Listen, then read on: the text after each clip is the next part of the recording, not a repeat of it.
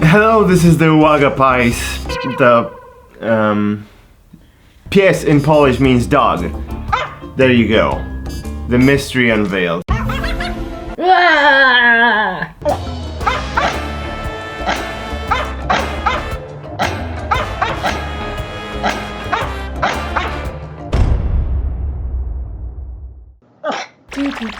So today we are going to be talking about the reasons why we're still in Japan. Oh my gosh. We looked at our channel and we thought we're being kind of negative about Japan lately. Yeah. All the videos that we've posted in the last 6 months are criticizing Japan or giving you some insight on the negative aspects of living something here. Weird, and everybody's like, what is going on over there? Like, are you guys okay? So we thought we would address this and make something positive for once. So these are the reasons why we really like Japan. My recent reason is the boom of the sparkling waters, but this is not one of our points. Food! Delicious, healthy, not so healthy, variety, snack stuff, food. Everything's good here. I think once you live here, you get accustomed to such high level of quality. When I go to other countries, then I suddenly remember that I have to kind of pay attention as to where I eat and not to go below a certain threshold of quality. And it's not only Japanese things. Whatever cuisine from the world you can imagine, they have it here, and it's probably very good. Good example is TGI Fridays in Jamaica tastes really, really bad. Like, we go there for the atmosphere, but I went there maybe last week or something, and it was good. I was happy, completely satisfied. Point number 2 is the transportation. Comfortable commuting, Theresa wrote. This is debatable because if you're in Main-densha, the completely compact, nobody can move train, you might not find it so comfortable. This is insider, but like I kind of like full trains because I can just like stand there like that, and even if the train moves, I can just be like, whatever. Like, we move together, it's comfortable. They find it super funny how everybody's packed like sardines, but yet still they pretend they don't notice each other. They're like up in each other's faces and they're checking their phones. You know, I'm touching 7 people right now, but I'm pretending this is not happening. I'm just on my phone. My friend says that sometimes if she gets really lonely, like she just goes on a full train and she just feels like a group hug. Yeah, she gets her group hug. Public transportation is really well thought out. The infrastructure is pretty good. You can get anywhere pretty fast. You never really feel like, I don't know how to get here. You know, you can. I just launched Google Maps on my phone and I'm looking for a store 1 block away, or I'm looking for a place in Kobe, which is half Japan away from me. It's still the same thing. It takes 3 hours 42 minutes to get to this specific point, and you can just trust it and it's going to work every single time. Crazy individual fashion. This is what like Japan made me. Like, he's complete. I guess it's just the freedom to be able to wear whatever you want, you know, whether you want to wear this or you want to wear like, I don't know, your entire closet in one go, because I've seen it, you know. I'm not talking corporate world, but generally, like on the street, when you go out, you can express yourself through your clothes and nobody really judges you. I told a Japanese friend about the whole problems with man rompers in America the other day, and she was like, what? Like, why would you care what someone else is wearing? And I was like, boy. The freedom in public space is a really important aspect of being in Japan, and you can really feel comfortable and confident no matter how you look, what you do. For example, to me this applies in the sense of I usually go around carrying a camera and I film myself all the time and I talk to the camera all the time, and people generally don't pay too much attention to each other because they respect each other's privacy in this sense, and this is a pretty nice feeling.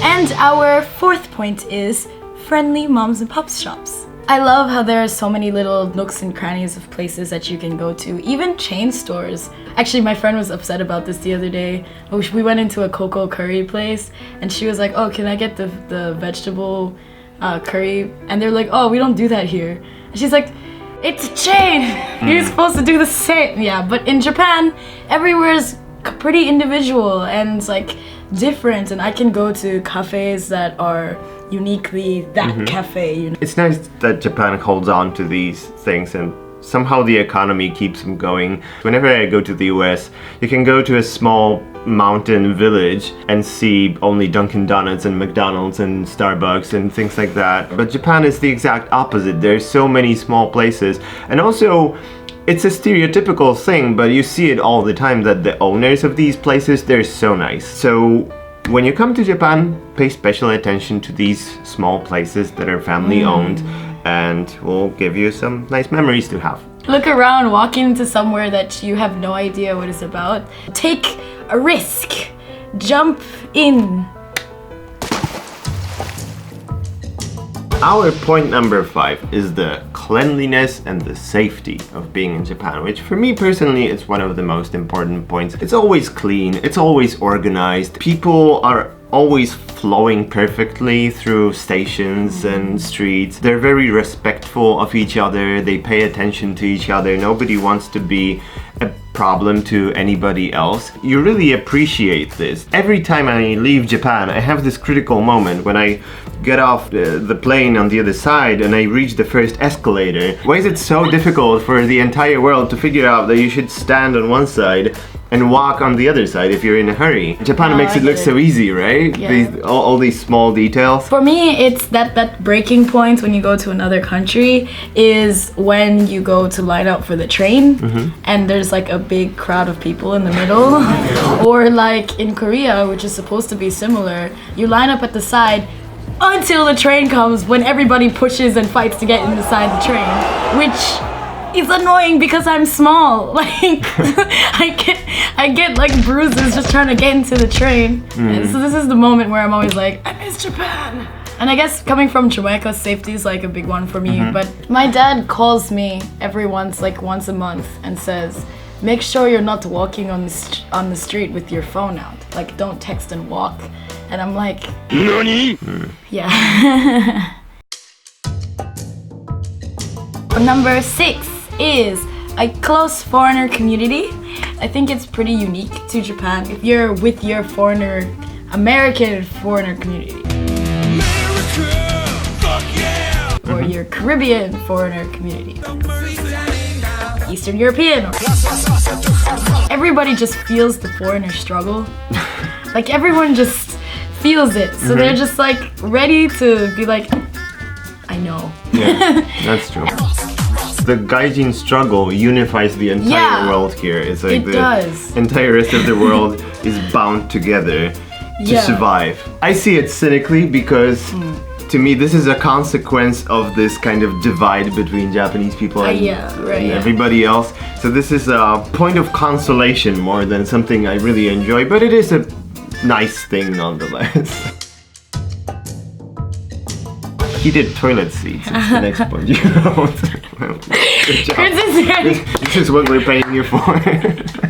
I've asked many foreigners, okay, including Kasha, and it's like when you leave, you're like, where is my heated toilet seat? Like, truly. I feel like I'm surprised every single time, and the emotion is always, oh, this is nice, as opposed to, oh, this is normal. This better be here. No, but I feel the same way about the bidet. I have another part-time job, and there, they don't have heated toilet seats, and every single time I'm like, oh shh, like, oh crap, it's cold. Like, what is happening? Okay. I need it now. I don't need it, but I like it. Point number 8.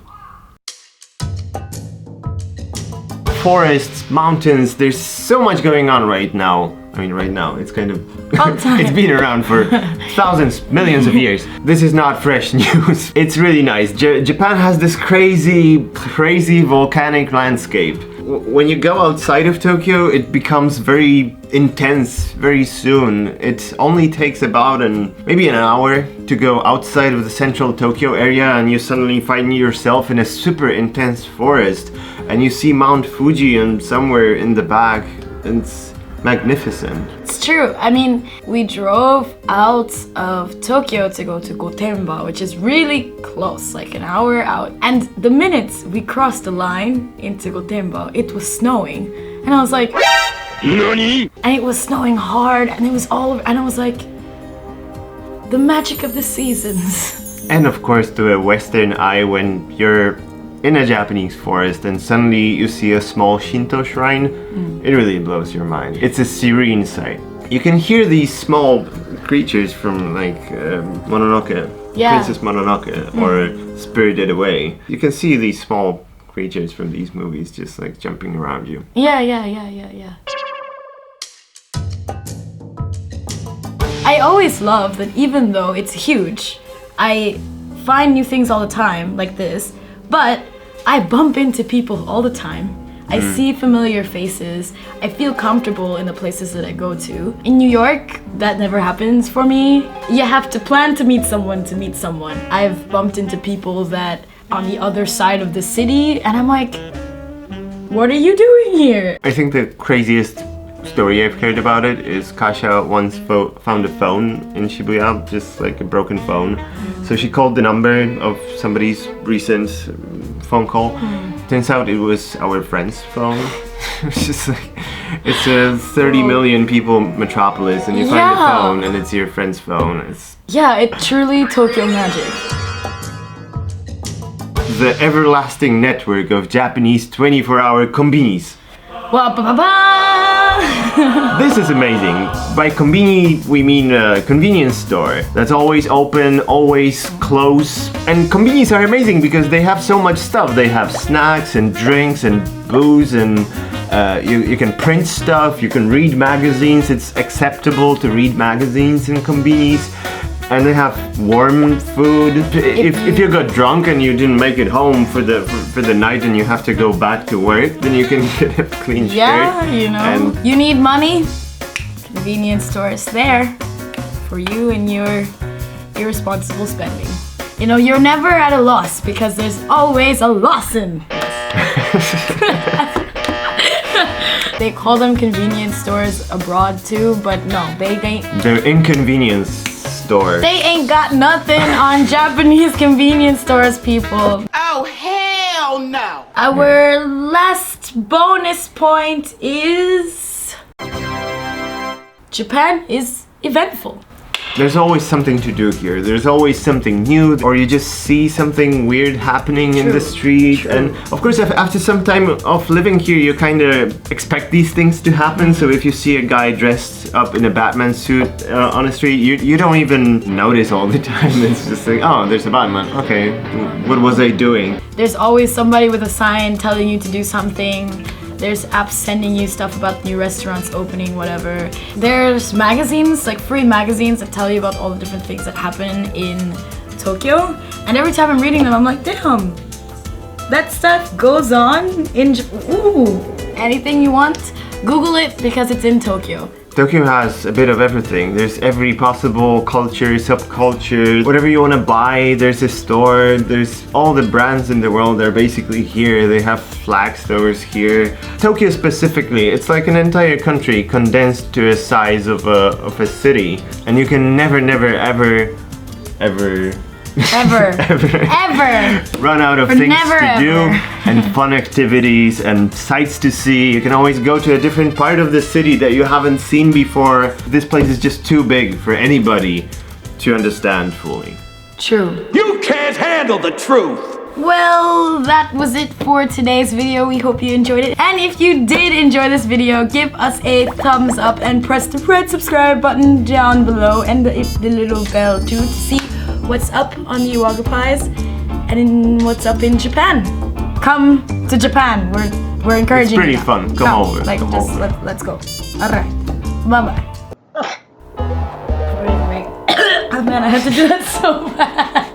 I was like, don't break his flow, don't break his flow. I was like, ooh. It's like having a car warm seater.